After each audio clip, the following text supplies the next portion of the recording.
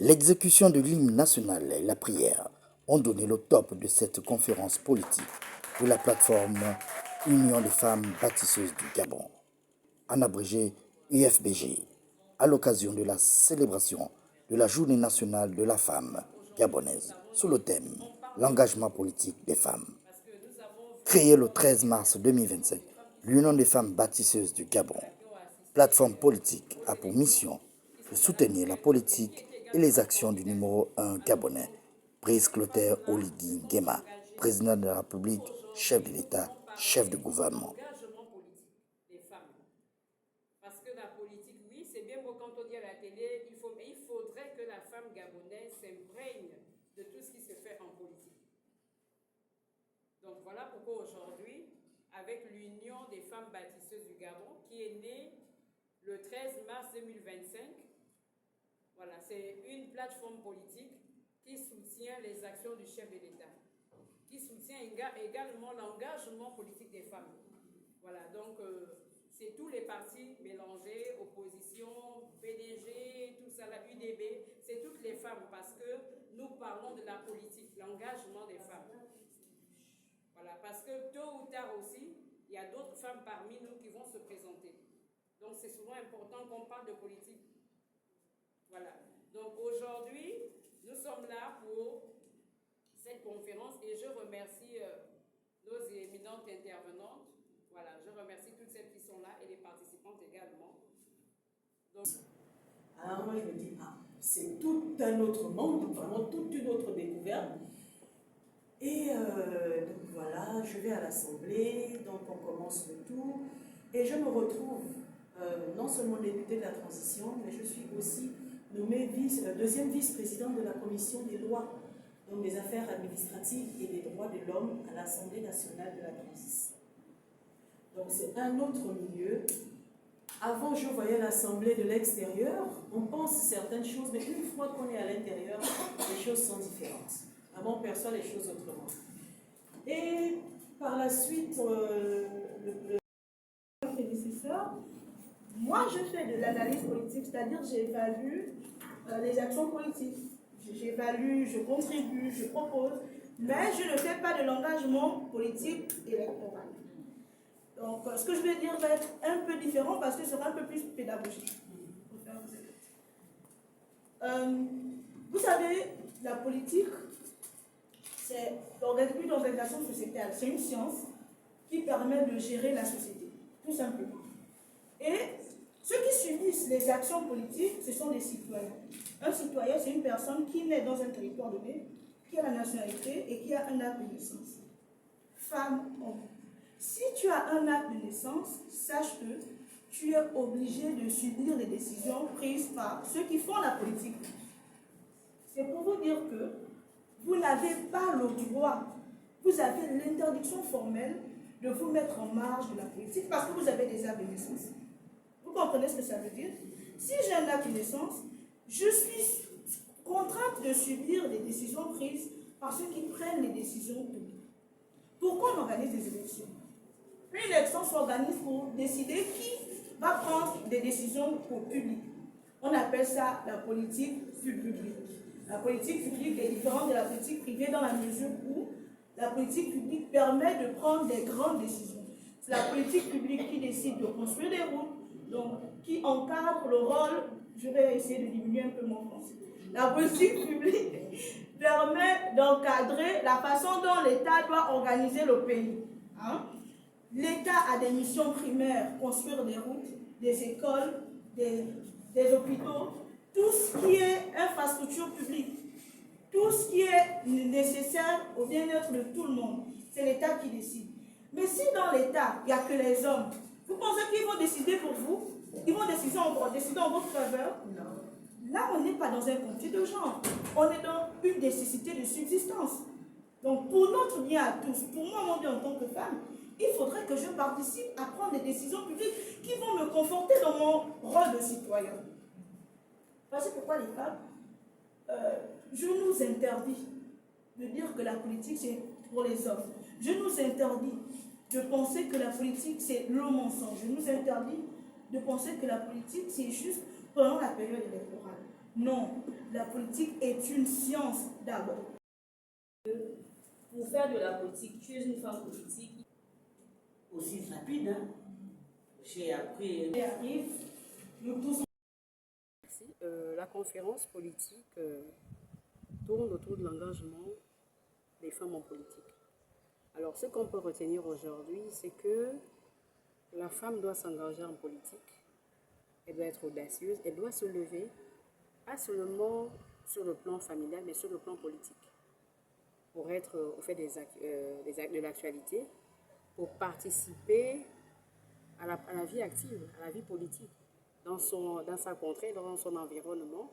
Donc, elle doit être courageuse et se lever et dire que j'ose, je me lève, je fais. Est-ce le contexte actuel qui fait en sorte que vous pensez à la politique? Non, ce n'est pas le contexte actuel. Alors, nous avons remarqué qu'il y a beaucoup plus d'hommes qui s'engagent en politique, plus que des femmes. Et nous voulons changer la donne, parce que lorsqu'on a parlé de décennie de la femme, c'était 30% des femmes. Aujourd'hui, avec l'arrivée de la 5e République, ces 30% ne sont toujours pas respectés. Donc, il faut également que la femme se lève et ne pas seulement se dire qu'on nomme seulement les hommes, ce sont des hommes qui sont vus. Il faut également que la femme fasse un premier pas, prenne une décision. Alix Berti, Sougoula Thierry, épouse Mouyopa. De l'engagement des femmes en politique. Je suis venue parler de mon parcours qui est assez particulier parce que je n'étais pas très attachée à la politique au départ et je me suis retrouvée là-dedans. D'abord par les fonctions que j'ai occupées antérieurement, mais ensuite en ayant été députée de la transition. Et j'ai eu l'immense honneur d'apporter ma petite contribution, ma voix à l'élaboration, à la réécriture de certains textes. Je venais expliquer aux femmes que j'ai aussi rencontré certaines personnes et que ça a changé ma vision des choses. Ce qui fait qu'aujourd'hui, ça m'a donné plus de force pour avancer. Je suis venue expliquer aux femmes qu'il ne fallait pas avoir peur, qu'il fallait oser, qu'il fallait se lever. Et c'est vrai que parfois on peut être intimidé, mais il faut réussir à vaincre ses peurs et il faut avancer. C'est vrai qu'il y a aussi des obstacles. Donc, on parle d'obstacles financiers, on parle de violence politique, d'intimidation, de sexisme, mais tout cela, ce sont des obstacles qui peuvent être surmontés. Et donc, je venais encourager les femmes à donner leur avis, à porter leur voix, à s'impliquer plus dans la politique de leur pays pour le changement que nous avons. J'ai été invitée en tant que conférencière à cette belle journée qui célébrait la femme catholique. On portait naturellement sur la participation des femmes au processus électoral avant, pendant et après la transition. J'ai abordé des questions existentielles, notamment la qualité des femmes qu'on aimerait avoir dans les scrutins électoraux, des femmes innovantes, des femmes qui apportent une nouvelle façon de faire la politique, qui restructurent le débat politique non sur les personnes, mais sur le bien de la communauté qu'elles représentent.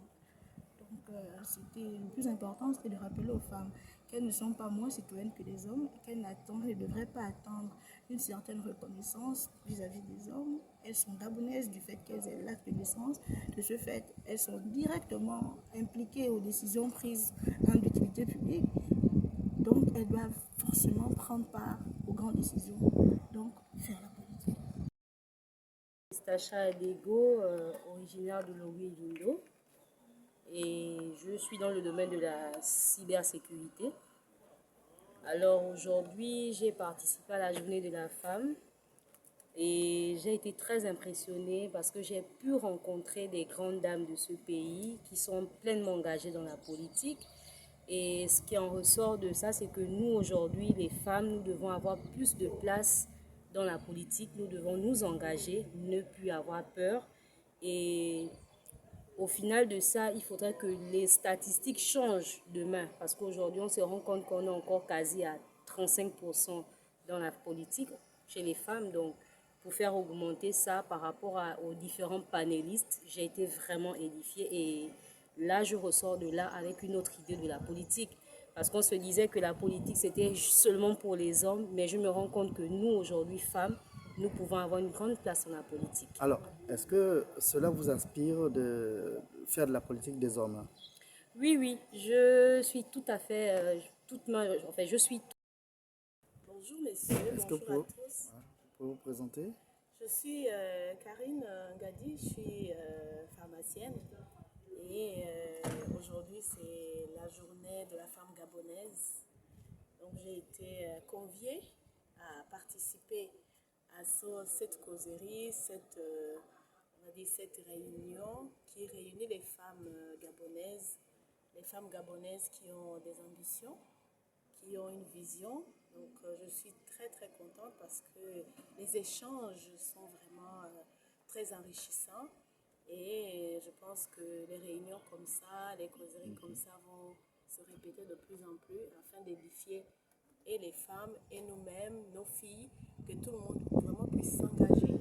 Parce qu'une femme, c'est la mère, c'est la femme qui réunit une famille.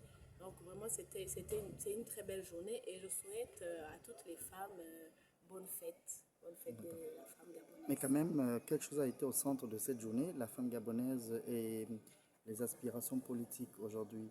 Alors, qu'est-ce que ça vous inspire aujourd'hui? Est-ce que vous faites déjà de la politique ou vous comptez faire de la politique? Oui, c'est vrai que j'ai été invitée par les femmes politiques. La célébration de la Journée nationale de la femme gabonaise, édition 2026, aura tenu tous ses engagements avec l'Union des femmes bâtisseuses du Gabon.